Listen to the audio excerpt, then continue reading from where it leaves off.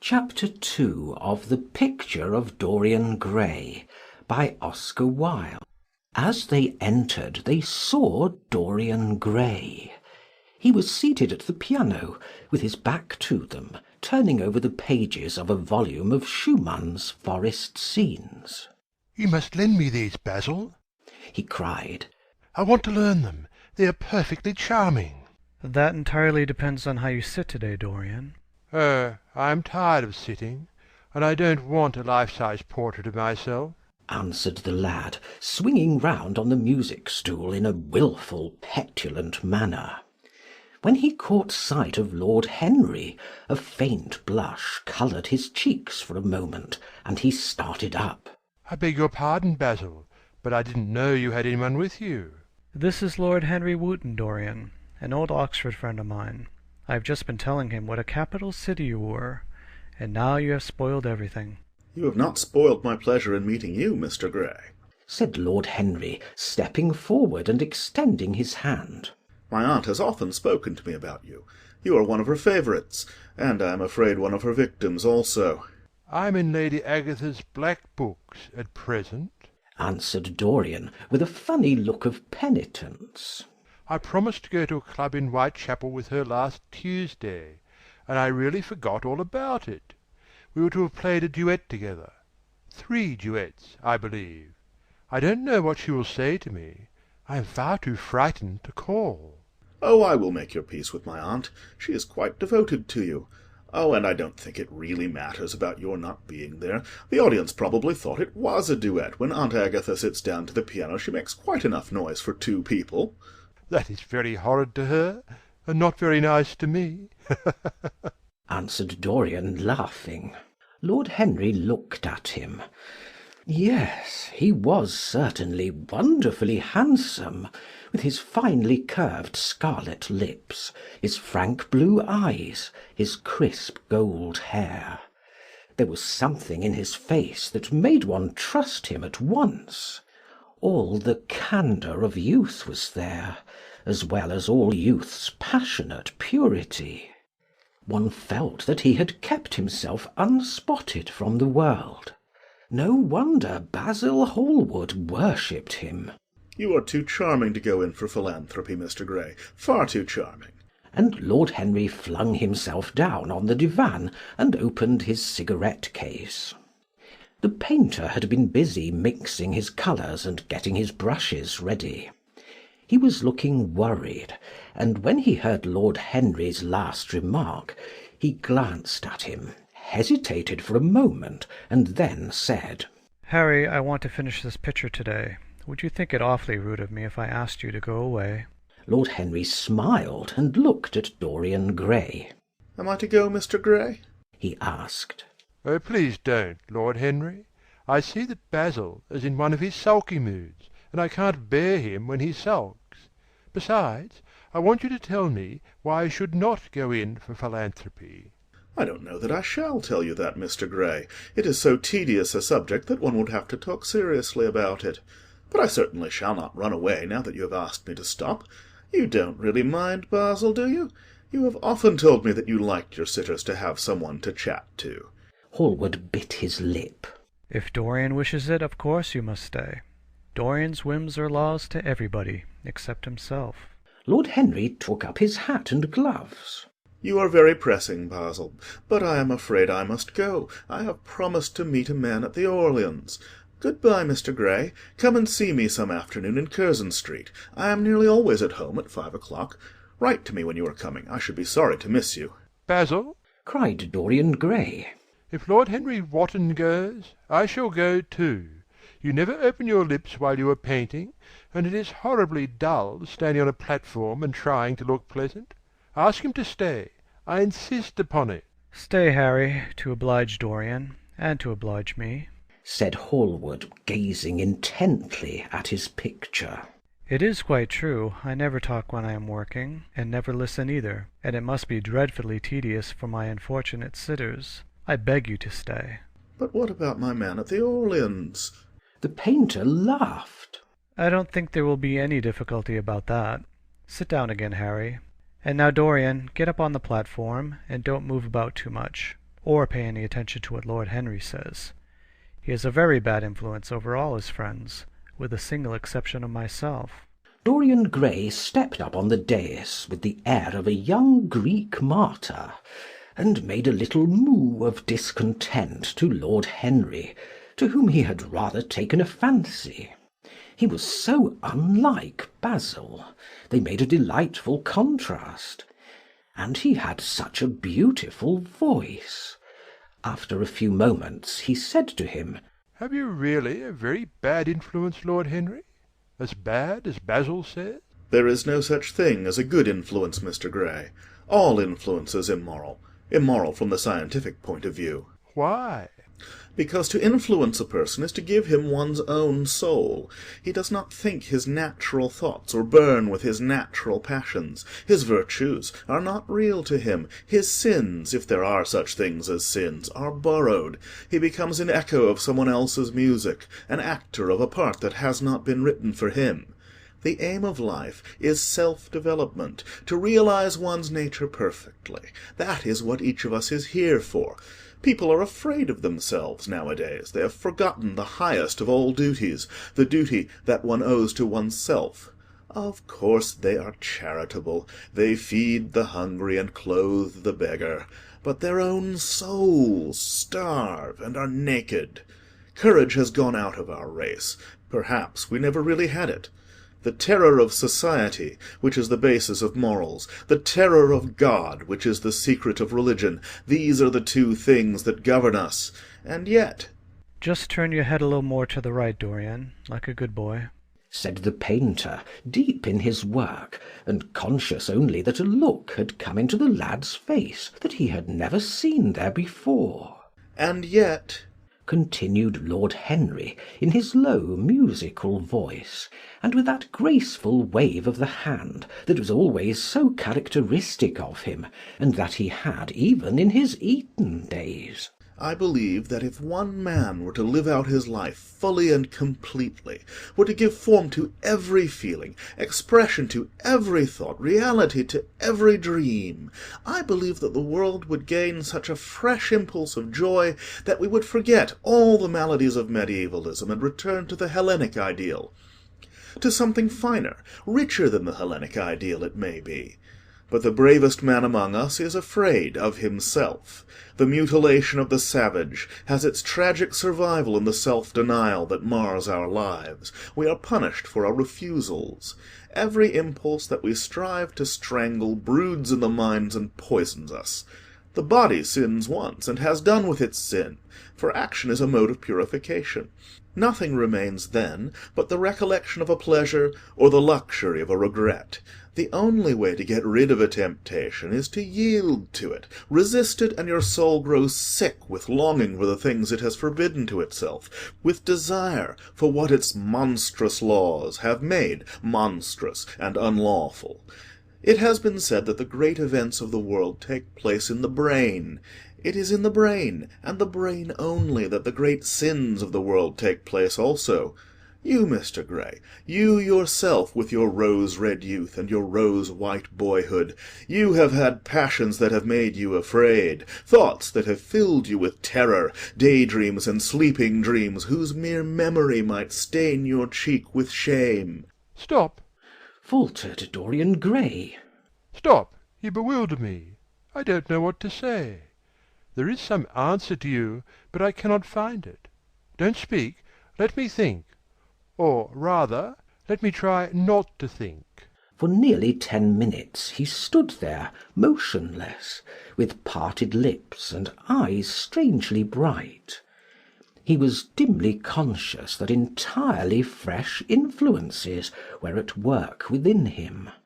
Yet they seemed to him to have come really from himself. The few words that Basil's friend had said to him, words spoken by chance, no doubt, and with wilful paradox in them, had touched some secret chord that had never been touched before, but that he felt was now vibrating and throbbing to curious pulses. Music had stirred him like that. Music had troubled him many times, But music was not articulate. It was not a new world, but rather another chaos that it created in us. Words, mere words, how terrible they were! How clear and vivid and cruel! One could not escape from them. And yet what a subtle magic there was in them! They seemed to be able to give a plastic form to formless things, and to have a music of their own as sweet as that of viol or of lute. Mere words! Was there anything so real as words? Yes, there had been things in his boyhood that he had not understood. He understood them now. Life suddenly became fiery coloured to him. It seemed to him that he had been walking in fire. Why had he not known it? With his subtle smile, Lord Henry watched him. He knew the precise psychological moment when to say nothing. He felt intensely interested. He was amazed at the sudden impression that his words had produced, and remembering a book that he had read when he was 16, a book which had revealed to him much that he had not known before, he wondered whether Dorian Gray was passing through a similar experience. He had merely shot an arrow into the air. Had it hit the mark? How fascinating the lad was! Hallward painted away with that marvellous bold touch of his, that had the true refinement and perfect delicacy that in art, at any rate, comes only from strength. He was unconscious of the silence. "Basil, I'm tired of standing," cried Dorian Gray suddenly. "I must go out and sit in the garden. The air is stifling here."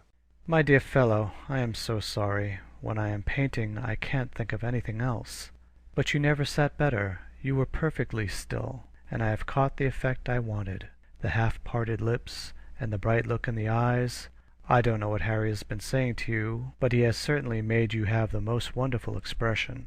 I suppose he has been paying you compliments. You mustn't believe a word that he says." "He has certainly not been paying me compliments. Perhaps that is the reason that I don't believe anything he has told me." You know you believe it all, said Lord Henry, looking at him with his dreamy, languorous eyes. I will go out to the garden with you. It is horribly hot in the studio. Basil, let us have something iced to drink, something with strawberries in it. Certainly, Harry. Just touch the bell, and when Parker comes I will tell him what you want.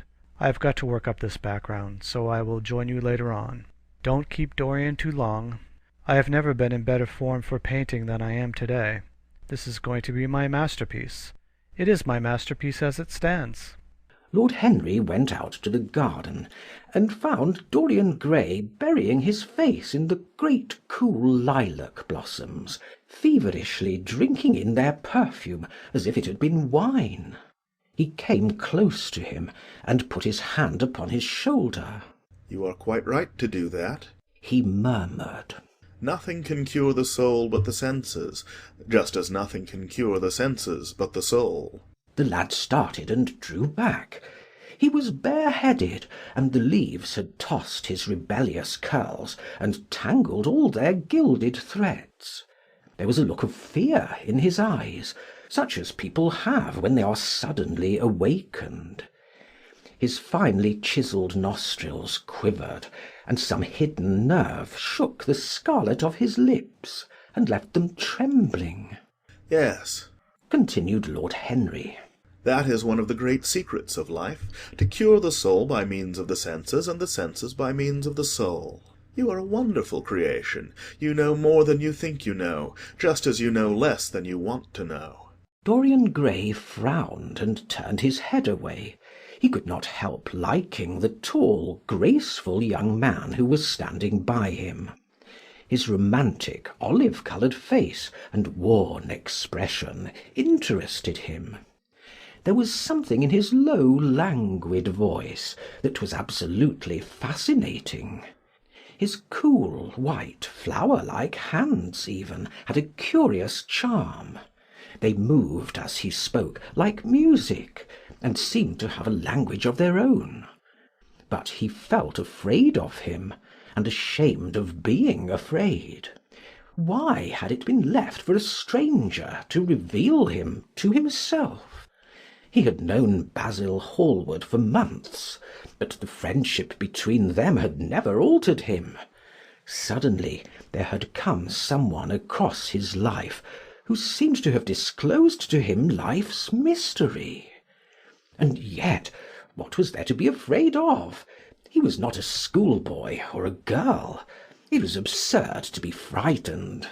"Let us go and sit in the shade," said Lord Henry. "Parker has brought out the drinks, and if you stay any longer in this glare you will be quite spoiled, and Basil will never paint you again. You really must not allow yourself to become sunburnt. It would be unbecoming." What can it matter? cried Dorian Gray, laughing, as he sat down on the seat at the end of the garden. "It should matter everything to you, Mr. Gray. Why? Because you have the most marvellous youth, and youth is the one thing worth having." I don't feel that, Lord Henry. No, you don't feel it now. Some day, when you are old and wrinkled and ugly, when thought has seared your forehead with its lines, and passion branded your lips with its hideous fires, you will feel it. You will feel it terribly. Now, wherever you go, you charm the world. Will it always be so? You have a wonderfully beautiful face, Mr. Gray. Don't frown. You have. And beauty is a form of genius, is higher indeed than genius, as it needs no explanation. It is of the great facts of the world, like sunlight or springtime, or the reflection in dark waters of that silver shell we call the moon. It cannot be questioned. It has its divine right of sovereignty. It makes princes of those who have it. You smile? Ah, when you have lost it, you won't smile. People say sometimes that beauty is only superficial. That may be so, but at least it is not so superficial as thought is. To me, beauty is the wonder of wonders. It is only shallow people who do not judge by appearances. The true mystery of the world is the visible, not the invisible. Yes, Mr. Gray, the gods have been good to you, but what the gods give they quickly take away. You have only a few years in which to live really, perfectly, and fully. When your youth goes, your beauty will go with it, and then you will suddenly discover that there are no triumphs left for you, or have to content yourself with those mean triumphs that the memory of your past will make more bitter than defeats. Every month as it wanes brings you nearer to something dreadful. Time is jealous of you and wars against your lilies and your roses. You will become sallow and hollow-cheeked and dull-eyed. You will suffer horribly. Ah, realize your youth while you have it. Don't squander the gold of your days, listening to the tedious, trying to improve the hopeless failure, or giving away your life to the ignorant, the common, and the vulgar. These are the sickly aims, the false ideals of our age. Live! Live the wonderful life that is in you. Let nothing be lost upon you. Be always searching for new sensations. Be afraid of nothing. A new hedonism. That is what our century wants. You might be its visible symbol. With your personality there is nothing you could not do. The world belongs to you for a season. The moment I met you, I saw that you were quite unconscious of what you really are, of what you really might be.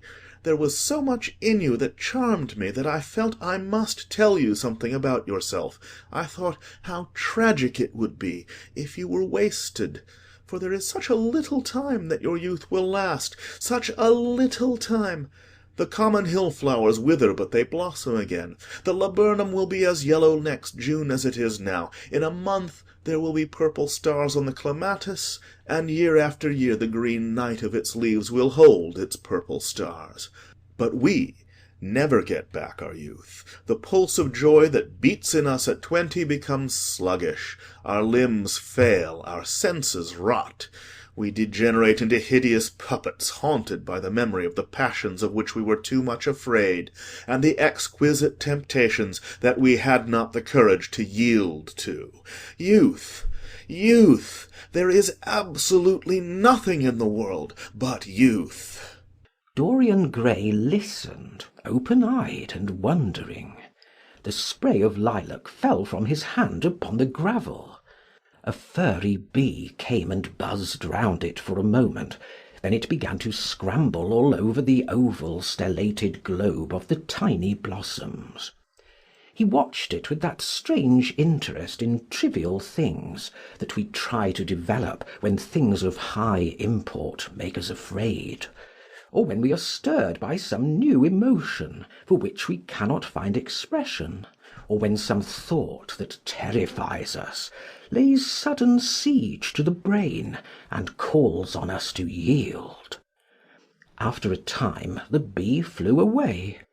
He saw it creeping into the stained trumpet of a Tyrian convolvulus. The flower seemed to quiver, and then swayed gently to and fro. Suddenly the painter appeared at the door of the studio, and made staccato signs for them to come in. They turned to each other and smiled. "I am waiting," he cried. "Do come in. The light is quite perfect, and you can bring your drinks." They rose up and sauntered down the walk together. Two green and white butterflies fluttered past them, and in the pear tree at the corner of the garden a thrush began to sing. "You are glad you have met me, Mr. Gray," said Lord Henry, looking at him. "Yes, I am glad now. I wonder, shall I always be glad?" "Always? That is a dreadful word. It makes me shudder when I hear it. Women are so fond of using it. They spoil every romance by trying to make it last forever. It is a meaningless word, too. The only difference between a caprice and a lifelong passion is that the caprice lasts a little longer." As they entered the studio, Dorian Gray put his hand upon Lord Henry's arm. "In that case, let our friendship be a caprice," he murmured, flushing at his own boldness, then stepped up on the platform and resumed his pose. Lord Henry flung himself into a large wicker armchair and watched him. The sweep and dash of the brush on the canvas made the only sound that broke the stillness, except when now and then Hallward stepped back to look at his work from a distance. In the slanting beams that streamed through the open doorway, the dust danced and was golden. The heavy scent of the roses seemed to brood over everything.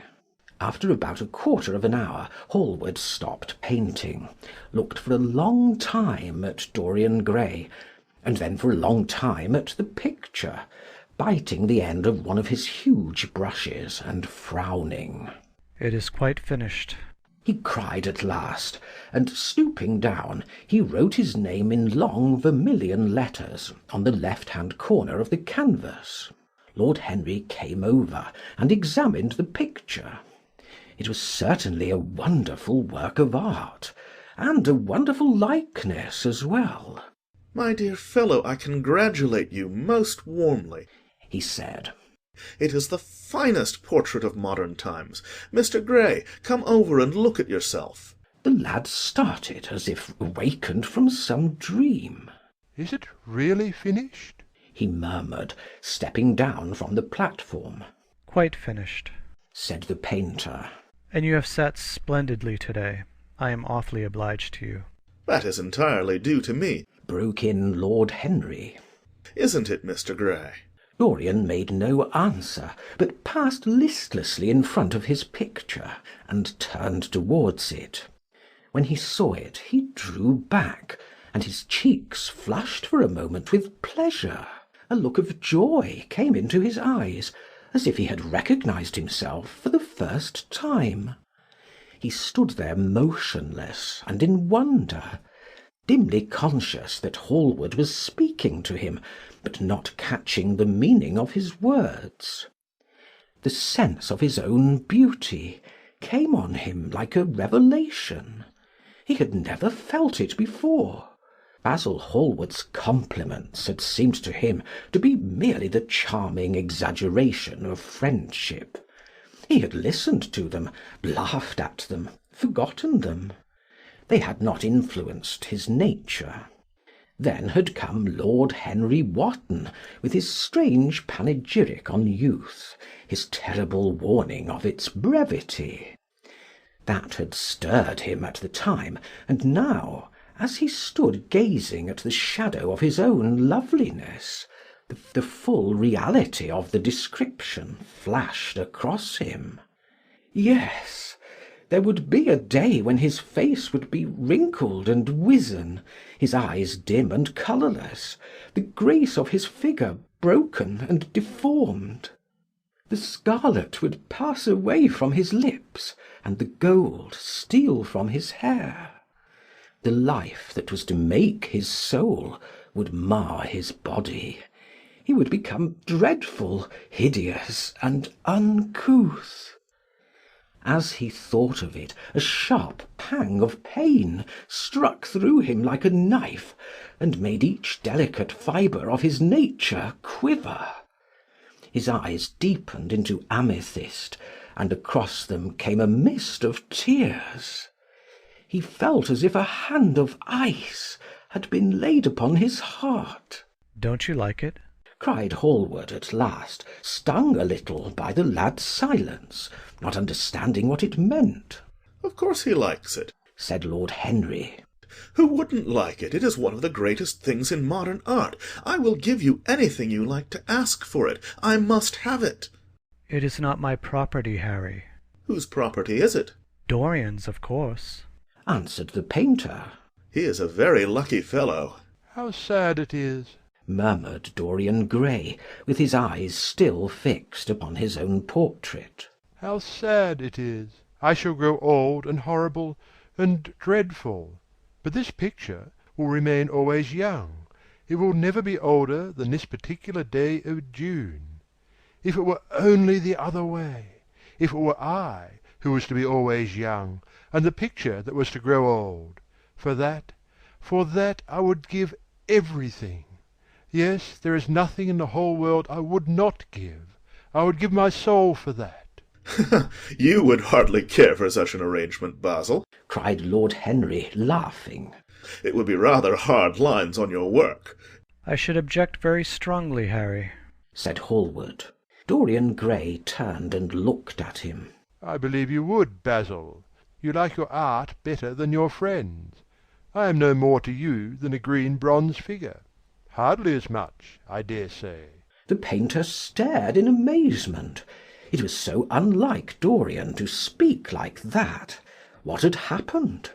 He seemed quite angry. His face was flushed and his cheeks burning. Yes, he continued. I am less to you than your ivory Hermes or your silver fawn. You will like them always. How long will you like me? Till I have my first wrinkle, I suppose. I know, now, that when one loses one's good looks, whatever they may be, one loses everything. Your picture has taught me that. Lord Henry Wotton is perfectly right. Youth is the only thing worth having. When I find that I am growing old, I shall kill myself. Hallward turned pale and caught his hand. "Dorian, Dorian!" he cried. "Don't talk like that. I have never had such a friend as you, and I shall never have such another. You are not jealous of material things, are you? You who are finer than any of them?"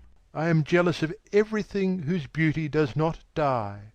I am jealous of the portrait you have painted of me. Why should it keep what I must lose? Every day that passes takes something from me and gives something to it. Oh, if it were only the other way! If the picture could change, and I could be always what I am now! Why did you paint it? It will mock me some day, mock me horribly. The hot tears welled into his eyes. He tore his hand away, and flinging himself on the divan, he buried his face in the cushions, as though he was praying. "This is your doing, Harry," said the painter bitterly. Lord Henry shrugged his shoulders. It is the real Dorian Gray, that is all. "It is not." If it is not, what have I to do with it? You should have gone away when I asked you. He muttered. I stayed when you asked me, was Lord Henry's answer. Harry, I can't quarrel with my two best friends at once, but between you both, you have made me hate the finest piece of work I have ever done, and I will destroy it. What is it but canvas and colour? I will not let it come across our 3 lives and mar them. Dorian Gray lifted his golden head from the pillow, and with pallid face and tear-stained eyes looked at him as he walked over to the deal painting table that was set beneath the high curtained window. What was he doing there? His fingers were straying about among the litter of tin tubes and dry brushes, seeking for something. Yes, it was for the long palette knife with its thin blade of lithe steel. He had found it at last. He was going to rip up the canvas. With a stifled sob, the lad leaped from the couch, and rushing over to Hallward, tore the knife out of his hand, and flung it to the end of the studio. "Don't, Basil, don't!" he cried. "It would be murder." I am glad you appreciate my work at last, Dorian, said the painter coldly, when he had recovered from his surprise. I never thought you would. Appreciate it? I am in love with it, Basil. It is part of myself. I feel that. Well, as soon as you are dry, you shall be varnished and framed and sent home. Then you can do what you like with yourself. And he walked across the room and rang the bell for tea. You will have tea, of course, Dorian, and so will you, Harry, or do you object to such simple pleasures? I adore simple pleasures, said Lord Henry. They are the last refuge of the complex, but I don't like scenes except on the stage. What absurd fellows you are, both of you.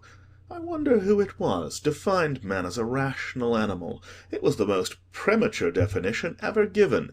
Man is many things, but he is not rational. I am glad he is not, after all, though I wish you chaps would not squabble over the picture. You had much better let me have it, Basil. This silly boy doesn't really want it, and I really do. If you let anyone have it but me, Basil, I shall never forgive you, cried Dorian Gray. And I don't allow people to call me a silly boy. You know the picture is yours, Dorian. I gave it to you before it existed. And you know you have been a little silly, Mr. Gray, and that you don't really object to being reminded that you are extremely young. I should have objected very strongly this morning, Lord Henry. Ah, this morning.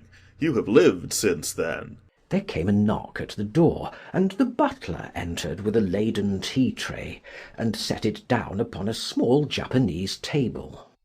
There was a rattle of cups and saucers, and the hissing of a fluted Georgian urn. 2 globe-shaped china dishes were brought in by a page. Dorian Gray went over and poured out the tea. The 2 men sauntered languidly to the table, and examined what was under the covers. Let us go to the theatre tonight, said Lord Henry. There is sure to be something on somewhere. I have promised to dine at White's, but it is only with an old friend, so I can send him a wire to say that I am ill, or that I am prevented from coming in consequence of a subsequent engagement. I think that would be a rather nice excuse. It would have all the surprise of candour. It is such a bore putting on one's dress clothes, muttered Hallward. And when one has them on, they are so horrid. Yes, answered Lord Henry dreamily. The costume of the 19th century is detestable. It is so sombre, so depressing. Sin is the only real colour element left in modern life. You really must not say things like that before Dorian, Harry. Before which Dorian? The one who is pouring out tea for us, or the one in the picture? Before either. I should like to come to the theatre with you, Lord Henry, said the lad. Then you shall come. And you will come too, Basil, won't you? I can't really. I would sooner not. I have a lot of work to do. Well then, you and I will go alone, Mr. Gray. I should like that awfully. The painter bit his lip and walked over, cup in hand, to the picture. I shall stay with the real Dorian, he said sadly. Is this the real Dorian? cried the original of the portrait, strolling across to him. Am I really like that? Yes, you are just like that. How wonderful, Basil. At least you are like it in appearance, but it will never alter, sighed Hallward. That is something. What a fuss people make about fidelity! Exclaimed Lord Henry.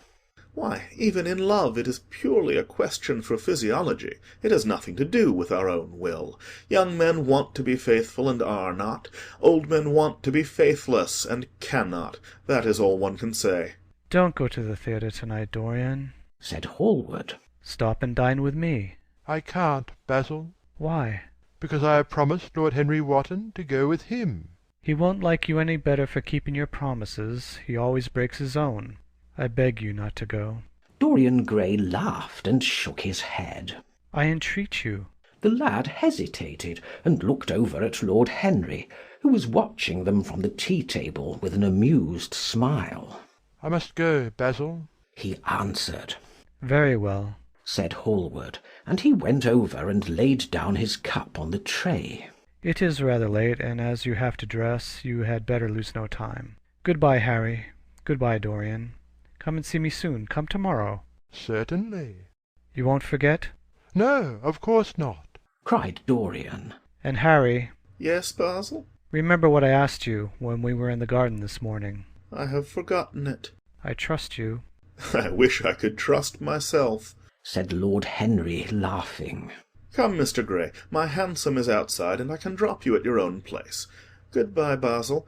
It has been a most interesting afternoon. As the door closed behind them, the painter flung himself down on a sofa, and a look of pain came into his face. End of chapter 2.